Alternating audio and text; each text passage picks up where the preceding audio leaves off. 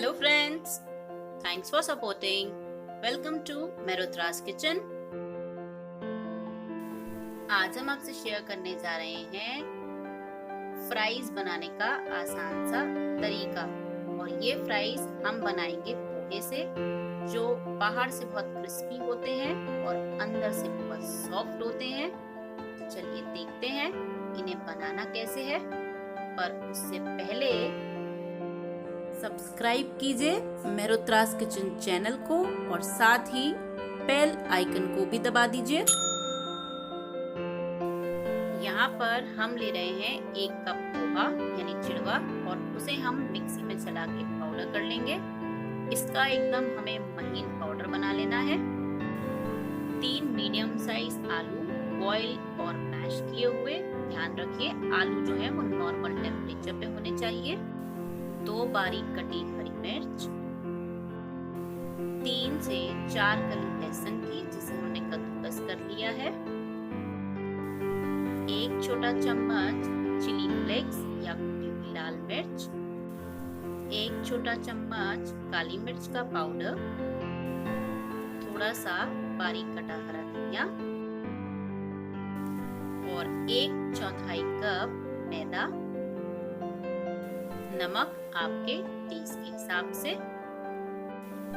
अब हम इन सभी चीजों को हाथ से अच्छे से मिक्स कर लेंगे। मैदा डालते समय आप ध्यान रखिए कि मैदा को आप धीरे धीरे करके इसमें ऐड करें और हमें इसका एक सॉफ्ट सा डो तैयार कर लेना है। ध्यान रखिए जो चिड़वा है उसको जब आप पीसते हैं मिक्सी में तो वो एकदम स्मूथ, एकदम चिकना पाउडर होना चाहिए।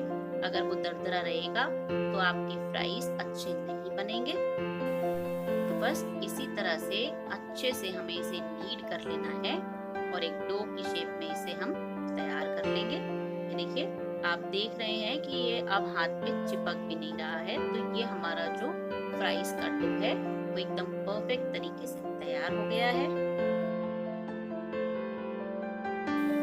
अब हम इसमें से एक लोई ले लेंगे और उसे हाथ में रोल कर लेंगे और अच्छे से चिकना कर लीजिए। अगर आपको लगता है तो आप जरा सा ऑयल भी लगा सकते हैं हाथों पे। इसे हमें अच्छे से चिकना कर लेना है और अब हम इसको इस तरह से पतला लंबा कर लेंगे। ये देखिए यहाँ पर हमने इसे पतला लंबा कर लिया है और अब हम इसे चाकू की सहायता से बराबर टुकड़ों में काट लेंगे। ये देखिए इस तरह से, ये इस तरह से भी आप कर सकते हैं। आप चाहें तो छोटी छोटी लोई बनाकर भी इनको हाथ से ही लंबा करके सिलेंडर शेप देकर भी आप इन फ्राइज को बना सकते हैं। तो जो भी शेप आपको पसंद है, जिस तरह से भी आपको आसानी लगती है, आप उस तरह से इन फ्राइज को बना सकते हैं।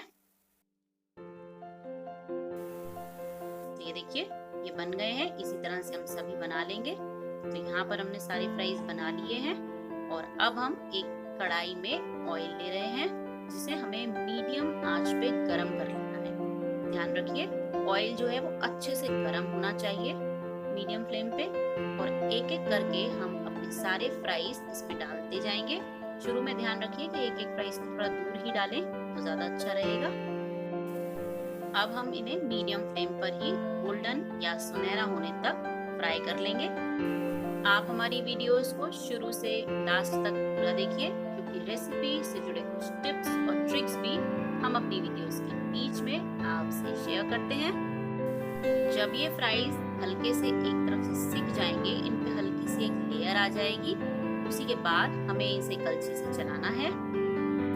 ध्यान रखिए कि जब आप फ्राइज को शेप देते हैं उस समय अगर इसका डो चिकना नहीं होगा तो फ्राइज एकदम अच्छे नहीं बनेंगे। तो यहाँ पर ये हमारे फ्राइज अच्छे से फ्राई हो गए हैं, बहुत ही सुंदर कलर आ गया है, आप देख सकते हैं। चलिए आइए अब हम इन्हें निकाल लेते हैं।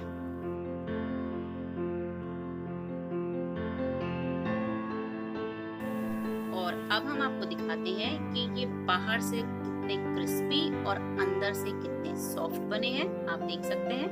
ये देखिए, तो आप इसे सॉस या केचप के साथ एंजॉय कर सकते हैं। तो आप इस झटपट और आसान सी रेसिपी को बनाइए और एंजॉय कीजिए। Thanks for watching.